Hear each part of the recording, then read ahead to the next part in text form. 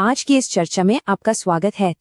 सोचिए, 17 साल का वनवास, एक ऐसा शहजादा जिसे डार्क प्रिंस कहा जाता है, और दांव पर लगा है एक पूरे देश का भविष्य। जी हाँ, बांग्लादेश की राजनीति में एक ऐसा भूचाल आ गया है जिसने हर किसी को सोचने पर मजबूर कर दिया है। तो सवाल ये है कि आखिर इस वापसी का मतलब क्या है और ये बांग्लादेश को किस मोड़ पर ले जाने वाली है।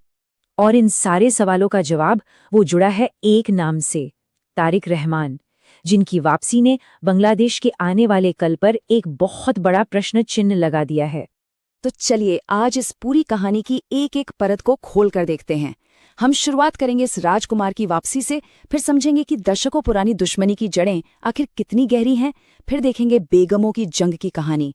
इसके बाद आज की सियासी बिसात को परखेंगे, समझेंगे कि आने वाले चुनाव का दाव क्या है, और आखिर में ये भी जानेंगे कि इस सब के भारत के लिए क्या मायने हैं। तो कहानी शुरू होती है तारिक रहमान की इस बेहद नाटकीय वापसी से।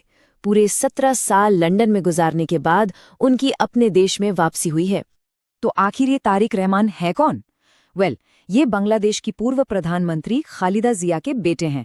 और जब ये 17 साल बाद लौटे तो नज़ारा देखने वाला था। सड़कों पर समर्थकों का सैलाब था और सुरक्षा इतनी जबरदस्त कि उन्हें एक बुलेट प्रूफ बस में सफर करना पड़ा। लेकिन ये सिर्फ एक नेता की घर वापसी नहीं थी।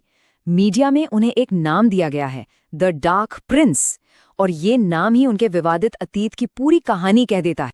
अब देखिए, आज जो भी हो रहा है ना, उससे समझने के लिए हमें थोड़ा पीछे जाना होगा इतिहास में, क्योंकि बांग्लादेश की राजनीति की बुनियाद ही दो परिवारों, दो सियासी घरानों के बीच की एक, कह सकते हैं, खूनी दुश्मनी पर टिकी है। ये दुश्मनी शुरू होती है बांग्लादेश के दो फाउंडिंग फादर्स से ही। एक तरफ थे शेख मुजीबुर रहमान, जो आज़ादी के आंदोलन का राजनीतिक चेहरा थे, शेख हसीना के पिता थे और जिन्हें भारत का करीबी माना जाता था। और दूसरी तरफ थे जियाउर रहमान, मुक्ति बहिनी यानी आज़ादी की लड़ाई लड़ने वाली सेना के फौजी लीडर और तारिक रहमान के पिता, जिनकी सोच ज्यादा राष्ट्रवादी थी। मतलब एक सियासत का चेहरा था तो दूसरा फौज का। 1971 में बांग्लादेश का जन्म होता है, लेकिन आज़ादी के सिर्फ 4 साल बाद 1975 में शेख मुजीबुर रहमान और उनके लगभग पूरे परिवार की हत्या कर दी जाती है। इल्ज़ाम की उंगलियां उठती हैं जियाउर रहमान पर, जो 1978 में राष्ट्रपति बन जाते हैं। पर खून का ये खेल यहीं नहीं रुका।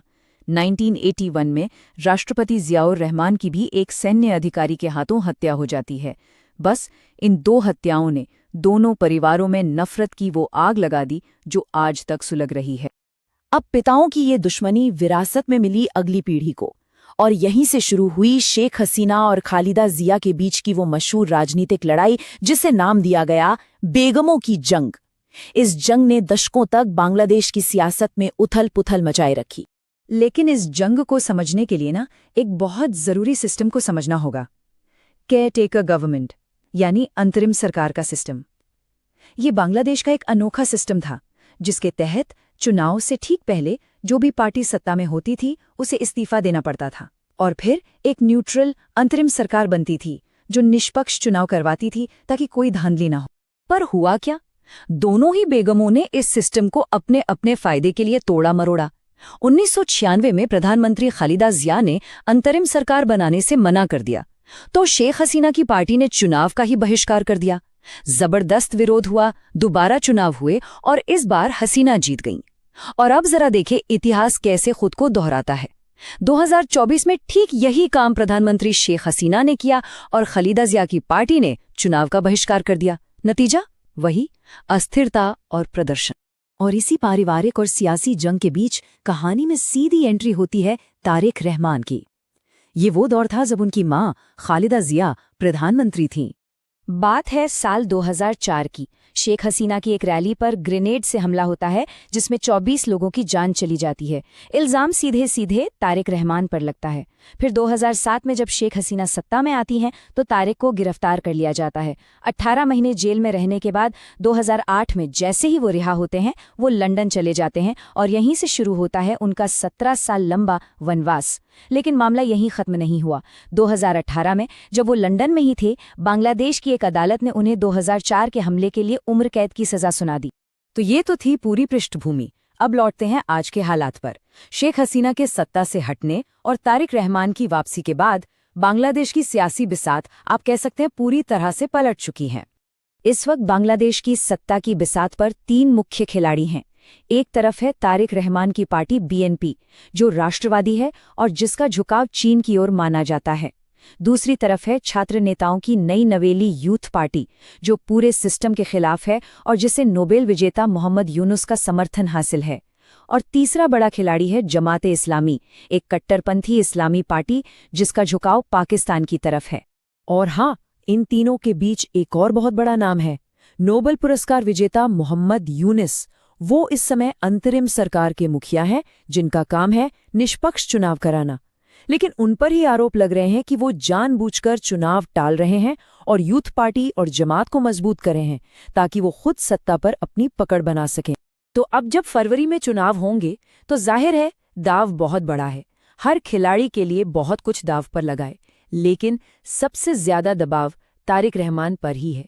अगर बात करें तारिक रहमान की, तो उनके लिए राह आसान बिल्कुल नहीं है। उनके सामने एक नहीं कई चुनौतियां हैं। पहली, उन्हें अपनी डार्क प्रिंस वाली छवि और भ्रष्टाचार के आरोपों से पार पाना होगा।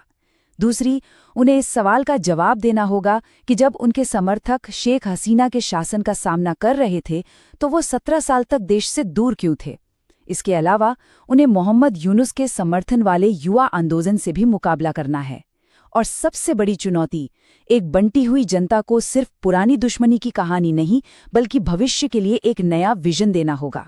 तो एक बड़ा सवाल खड़ा होता है, इन 3 मुख्य दावेदारों के बीच तारिक रहमान, मोहम्मद यूनुस समर्थित युवा आंदोलन और जमात-ए-इस्लामी, बांग्लादेश का भविष्य आखिर किस तरफ जाएगा? इस पर अपनी राय नीचे कमेंट्स में लिखकर जरूर साझा करें। और अब आते हैं सबसे अहम सवाल पर। इस पूरी उथल-पुथल का, तारिक रहमान की वापसी और चुनाव के नतीजों का हमारे लिए यानी भारत के लिए क्या मतलब है? देखिए, भारत के नजरिए से देखें तो यहाँ 2 मुख्य सिनेरियोज बनते हैं। पहला, अगर यूनुस और जमात-ए-इस्लामी का गठबंधन सत्ता में आता है तो ये एक पाकिस्तान समर्थक सरकार होगी। इससे कट्टरपंथी के बढ़ने का खतरा है, जो भारत के लिए सबसे बड़ी चिंता की बात होगी। वहीं अगर तारिक रहमान की पार्टी जीतती है तो हाँ, उनका झुकाव चीन की ओर है, लेकिन वो यूनुस के भी खिलाफ हैं। उनका एक नारा है, न दिल्ली न पिंडी, सबसे पहले बांग्लादेश। तो भले ही वो भारत के बहुत करीबी दोस्त ना हो, लेकिन यूनुस के मुकाबले वो भारत के लिए एक ज्यादा प्रिडिक्टेबल यानी एक स्थिर पड़ोसी साबित हो सकते हैं। अगर यह विश्लेषण आपको पसंद आया हो तो इसे लाइक करें और अपने दोस्तों और परिवार के साथ भी जरूर शेयर करें। और ऐसी ही गहरी और दिलचस्प जानकारियों के लिए हमारे चैनल नॉलेज डोज को सब्सक्राइब करना ना भूलें। देखने के लिए बहुत बहुत धन्यवाद।